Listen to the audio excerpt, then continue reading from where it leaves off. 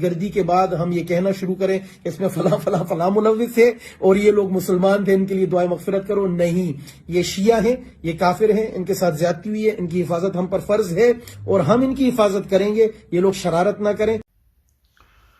جی تو محترم برادران عزیز، ابھی آپ نے یہ اس بنو امیہ کے بندر کی اچھل کود خود اپنی آنکھوں سے دیکھی۔ اس کو سب سے پہلے میں یہ کہنا چاہتا ہوں کہ بیٹے اگر تم کو شیعوں سے اتنی چڑ ہے یا جو تم شیعوں کے بارے میں یہ بکواسات کر رہے ہو تو سب سے پہلے اپنے غیرت مند ہونے کا ثبوت دو، اپنا بوریا بسرا اٹھاؤ، یہاں سے پاکستان سے چلتے بنو، کیونکہ پاکستان بنا کر دے کے جانے والا وہی شیعہ تھا جس شیعہ کو آج تم کافر کہہ رہے ہو۔ اور ویسے بھی اگر تمہارا نام معلوم اگر شجرہ دیکھ لیا جائے یا جن لوگوں نے فائدے اٹھائے ہوئے ہیں تمہارے بڑیوں سے، وہ سب سے پہلے بھی قائد اعظم کے خلاف، قائد اعظم پر انہوں نے ہی کفر کے فتوے لگائے تھے، اور آج قائد اعظم کے اسی بنائے ہوئے ملک کے اوپر تم لوگ جو حکومتیں کرنے کی ناپاک اور نجس خواہشیں رکھتے ہو، یہ بیٹے قیامت تک قابلوں کی پوری ہونے والی رہی۔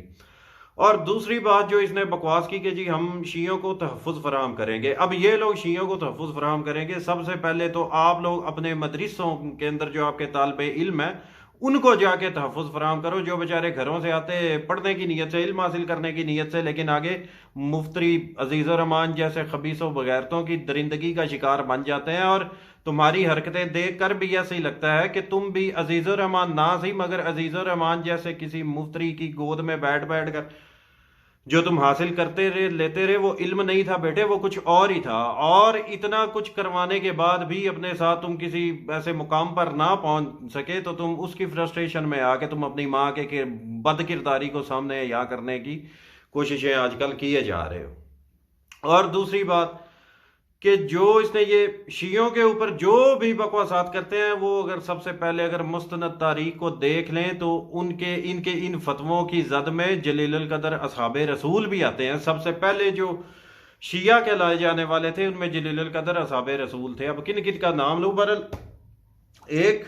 حوالہ میں اس کے منہ پہ مارتا چلوں، جو شیعوں کے اوپر جن کو بھونکنے کا شوق ہے، یہ خلافت و ملوکیت ابو العلا مودودی کی،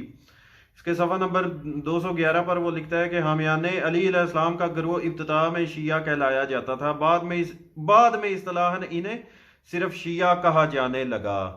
اب اپنے یہ کان پھاڑ کے سن لیں ذرا،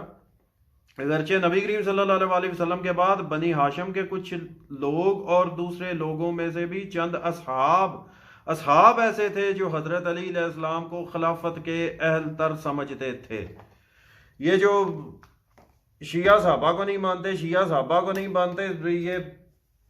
چپیٹ ہے ان کے منہ پہ کہ ہم جو شیعان علی، جو مکتب شیعان علی کا ہے، ان میں تو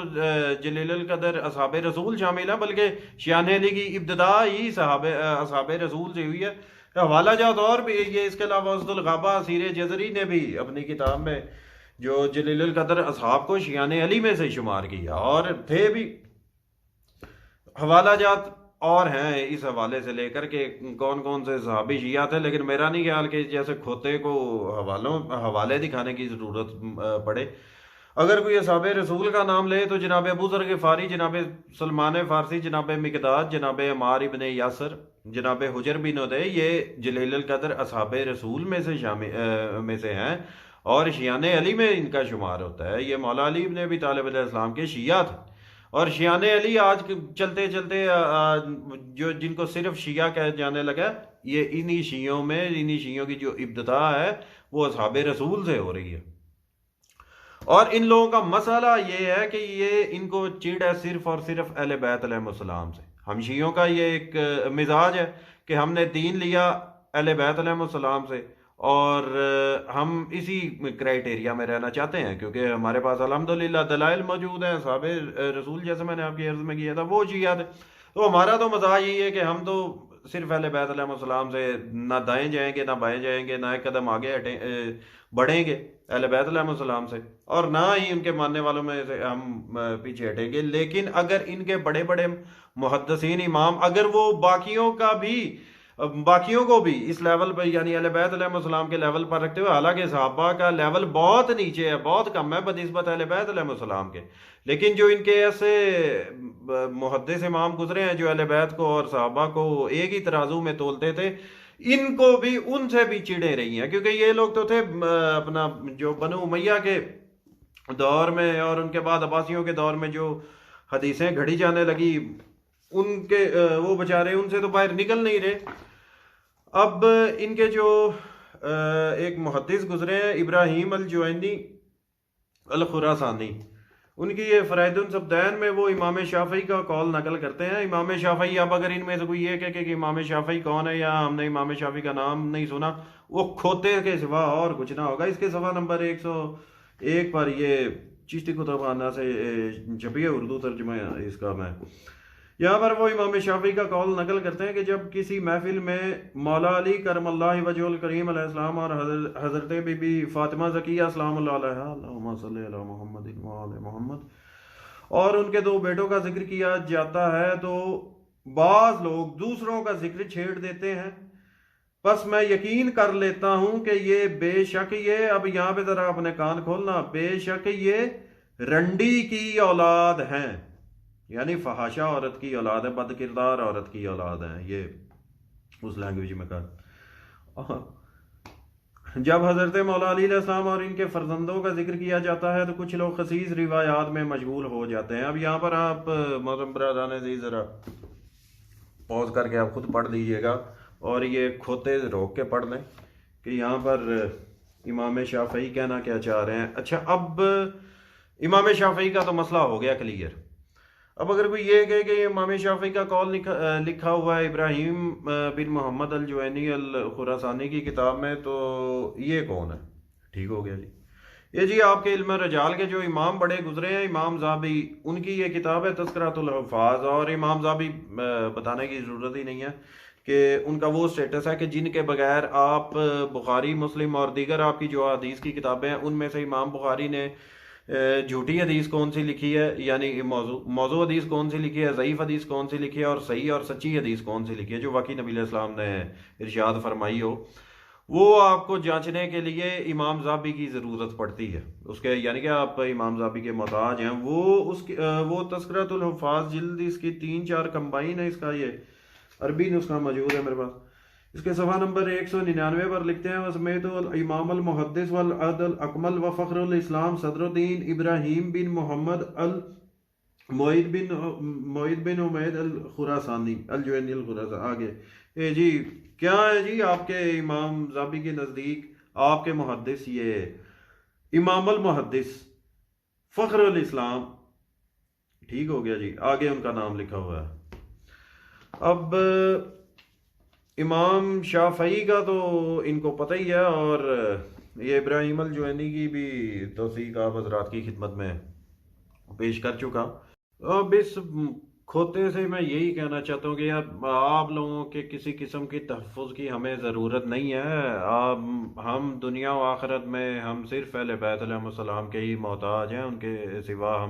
ہمیں کسی کی محتاجی جھیلنے کی کبھی نوبت نہیں آئی، اور ہماری عادت بھی نہیں ہے، ہم اپنی توہین سمجھتے ہیں اہل بیت علیہ السلام سے نکل کر کسی اور سے کس چیز کی توقع کرنا۔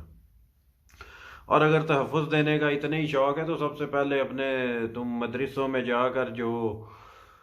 درندوں کی جنسی زیادتی کا نشانہ بننے والے جو تم لوگوں کے بچے ہیں، طالب علم ہیں، پہلے جا کر ان کو تحفظ فراہم کرو، اور اس چیز کے وکٹم جب تم خود بھی رہ چکے ہو تو سب سے پہلے ان کا احساس کرو، ان کے پاس جاؤ،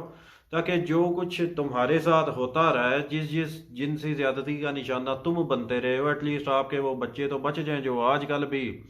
انہیں کے ہتھے چڑھے ہوئے ہیں عزیز الرحمان جیسے لوگوں کے۔ اور اگر تمہارے جو تم نے بکواسات کی ہیں اگر اس کے مطابق شیعہ کافر، تو جلیل القدر جو اصحاب ہیں پہلے ان کے بارے میں بھی اپنا وہی نظریہ بیان کر کے اور اگر ذکر اہل بیت علیہ السلام سے تم کو چڑ ہے تو اب یہ بات واضح ہے تمہارے کوئی شیعہ کتاب نہیں ہے ادھر کوئی بھی پڑھی جن کے میں تمہیں حوالے دے رہا ہوں؟ یہ اس کے ابراہیم الجوینی نے جو ایک امام شافعی کا قول نقل کیا ہے، اس کے مطابق تمہارے جنگوی گروپ اور اورنگزیب فاروقی وغیرہ وہ بد کرداروں کی اولادیں ہیں، ماؤں کی، اور ابراہیم الجوینی کی جو اصلیت ہے یا جو اس کا سٹیٹس ہے یا اس کی توثیق ہے، وہ آپ کا یہ امام زابی آپ لوگوں کو دے رہا ہے۔ اور امام زابی کا تو آپ کو پتہ ہی ہے کہ بخاری کے اندر جو سچ اور جھوٹ لکھا ہوا ہے، آپ لوگ اسی کے محتاج ہو زابی کی۔ تو کوئی بھی چیز بغیر کسی سند کے یا بغیر آپ لوگوں کی طرف کوئی ہوائی فیر کر کے وہ حوالے نہیں دیے، جتنے جو میری علمی حیثیت اوقات ہے اس حساب سے کوئی ایک بھی حوالہ کوئی غلط نہیں ہے۔ تو لہٰذا آخر میں اب یہی ہے کہ تم اپنی ماں کی پاک دامنی ثابت کرنے سے تو رہے، کیونکہ تمہارے اپنے کا اپنا یہ جو وجود ہے تمہارا، یہی تمہاری ماں کے جو کردار ہے اس کی گواہی لوگوں کو دے رہا ہے، تمہارا پیدا ہونا ہی اس بات کا ثبوت ہے۔ اب یہ تمہارے اوپر ڈیپینڈ کرتا ہے کہ تم اپنی ماں سے جا کے پوچھو کہ وہ صرف کچھ 4-5 یا اہل محلہ کی ہوں میں یار، ایک تو حد سے زیادہ طبیعت ناساز تھی، ایک تو وہ اس چیز کا بھی دکھ، اور اب کیا اس کو بندہ بولے، بہرحال سمجھدار لوگ سمجھ جائیں گے۔